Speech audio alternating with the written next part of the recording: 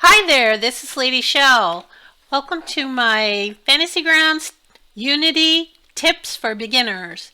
This series is based on my original series from the Fantasy Grounds College YouTube channel.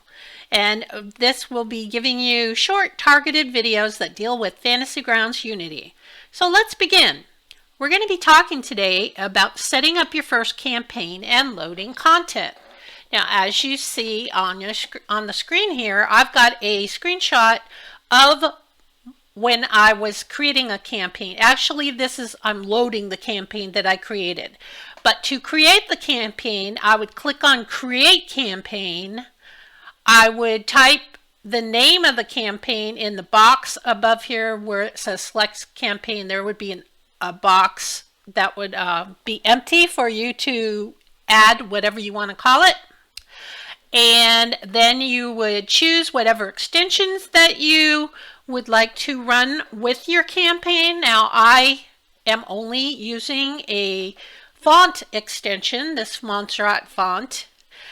Next, you would choose if you want to run your game in a LAN connection with port forwarding or a cloud connection where anybody can connect. Now, the problem with anybody connecting is you probably don't want people to connect to your game when you're playing that are not actually in your game. So it's a good idea to probably, if you're going to use a cloud, add a password that only your players know. I'm going to include a link about port forwarding if you want to use a LAN connection rather than a cloud connection. And that will be in the descriptions below. I have another screenshot that shows here what I was talking about. This is when I created the campaign. So I click Create Campaign. I click the rule set that I wanted to use, which I am using D&D 5e. I added the campaign name up here, which it's not in the screenshot. And then where I have this blue circle, this is where you would put either your cloud or your LAN connection. Now, if you pick cloud, you're going to be in the lobby and people will be able to find you by looking for your name. Remember that the name that you use is the name of your SmiteWorks website account, not just some fancy name that you call yourself DM or GM, whatever. So it has to be the same name as you use on the SmiteWorks website. Let's see, so then you could choose, if you were doing a cloud, you could do public or private, and that's the information that you would put there. So we will close that down. Once you get into your desktop, you're going to have a pop-up window that says Setup. This little campaign setup is usually there, and I usually close it, but you will want to make some changes in here. If you want to use the dice tower, you will want to go in this Game GM, and I have Dice Tower, and it's off currently, but if I click it on, you will notice that I cannot see it because I am the DM, and I can only see it if I also click the button that says Show GM Roles. Turn that on, and here's the Dice Tower. I'm going to move the Dice Tower over here and show you that when I make rolls, everyone can see my rolls. If I didn't want my players to see my rolls, I would roll in the Dice Tower by dragging the dice to the Dice Tower, and you can tell the difference because this one is visible and this one has the eye with the slash through it, which means it was made in the tower. So there's my roll, and I'm the only one that can see this. Okay, so that's the Dice Tower. And another thing that you will want to do is if you want to change the tabs that are over here, you would click on this button here called Sidebar. So click on Sidebar, and then you can choose which of these that you would like to display. If you are a DM or a GM and you're running a game, you probably will want to have either all or GM. Now, GM is only going to show you things that you would need during a game. I kind of like all. I mean, it's all in a row. It's not really making a big difference. It's not taking up screen space, but you know, it's up to you which one you want to use.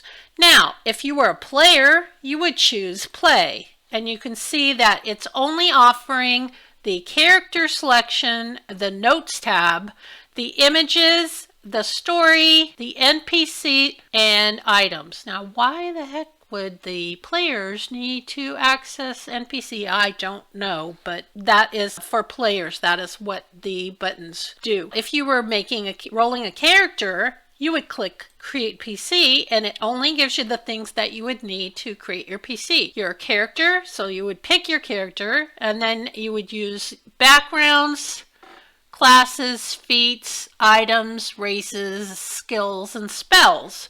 Those are the tabs that you'd be using to create a character. So it all depends on what you're doing when you're on the table of which display that you would want to use. I'm going to choose all just because I like everything. So we have the decal image here, desktop decal image, and you see that mine is set to custom because I have this custom decal that I made. The default is the Smiteworks logo, which is this, or you can turn it off and have nothing in the background. What the good thing about making your own decal is that you might have information that you want to relay to your players, maybe some things that you can do on your turn so that in case they're new to D&D, they would be able to see the rules or see what things that they can do on their turn. That would be one way to use it. Whatever you want to put back here. The way that you would put it is you could use any image that is in your campaign, and you can see this is my campaign folder. I called it Fantasy Grounds Unity Tips for Beginners.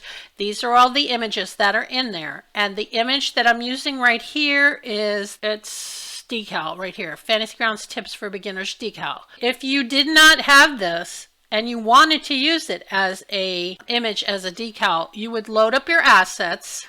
So I click the assets button and I get in here, and now because I'm in my campaign and I am talking about images that are in my campaign, you go to the tab that says images because there's tokens, portraits, images, and all. So we're going to go to images, and we're going to use a graphic that is in our campaign. So double click on this and it shows the graphics that are available. If I wanted to change it to one of the other ones, say I wanted the update info. So I double click this, and you can see there are two tabs on the bottom of this preview window. There's one that says create an image record and one that says set a background decal. So if I clicked on set background decal, this image would replace this blue one that's underneath. I don't want to do that right now, but I'm just telling you how to do that. What other things do we need to set when we're starting our campaign?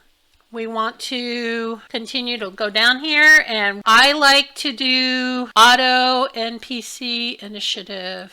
I think I like to have it on. Add NPC numbering. Now what that is if you have Goblin 1, Goblin 2, Goblin 3, that means you have sequential numbers. And that would be the case if you use this option of append. If you change it to random, you might have one goblin that's 4, one goblin that's 12, one goblin that's 8.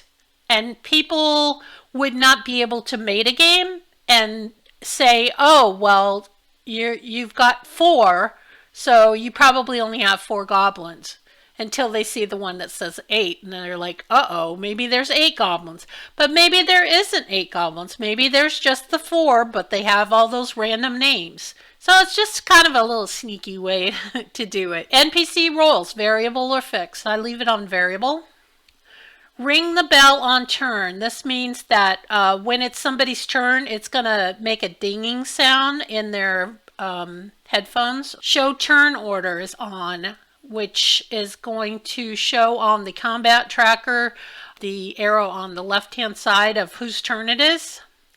Show effects, we leave them off. Skip pin and actor. That means that if you have NPCs on your combat tracker, but they are invisible to your characters, when it is that NPC's turn, it's just going to skip them. Otherwise, if it's off, like it is now, when it comes time for that NPC's turn, the players are they're not going to see anyone in the party getting a turn. They're just going to hear this like blank space here, and they're going to know that something is there.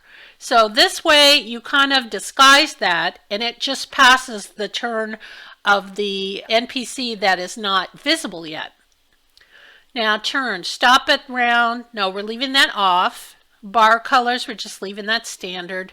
Basically you can leave a lot of this just like it is. Auto scale to grid. Pretty much the only other thing that I really try and change, I would discuss with my players if they want to roll their own death saves.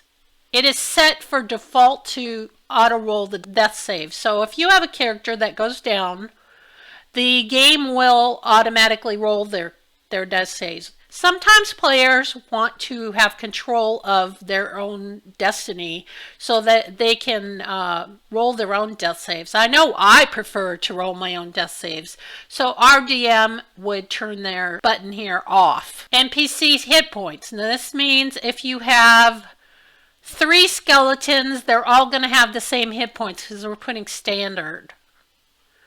But you could also have max, which would, the dice roll, it would give you the max number, or you can put random. So maybe some skeletons may have more hit points than others. So I kind of like random. Roll initiative every round, we have that off. That's pretty much all I change on this. Inspiration slots, if you deal with inspiration slots, standard means there is 1 inspiration slot per character. Let's see, so that would be how you load that. Now, loading content. Remember I said that when you first logged in the game, you had the settings window. If I went through the setup, you would just click next. Generally, I would load the core rules. To do that, you would just click on this 5e core rules, and what it does is it loads the player's handbook, the DM's guide, and the monster manual. It's taking a little while because these books are not really small. So what happens if you don't have all 3 of those books? Well, it would load the ones that you have with the green check, and it would put a red X for the ones that you don't have. So that's not a problem. You could always load the SRD if you didn't have any of the books.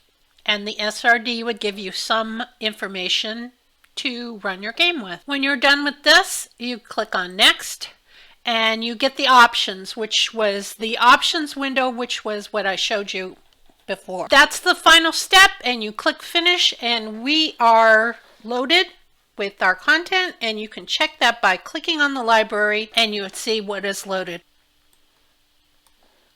And if you wanted to load manually other things, you would click on modules. On the left hand side, you can search by name for a module that you know that you have in your inventory, or you could search by author if you are looking for something that is created by a specific person. So that would be how to load additional content. And I won't load any content because I think that I am done with this topic. I hope that you found it interesting. And if you enjoyed this video, please leave a like on the video, and if you would subscribe, you would be able to receive notifications every time I update with new content. So I thank you for watching, and I will see you soon. Bye.